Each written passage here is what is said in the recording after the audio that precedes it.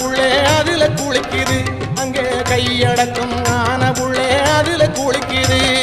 படிகள் அழைக்குது 18 படிகள் அழைக்குது படிப்படியா உயரும் வழியை சொல்லி கொடுக்குது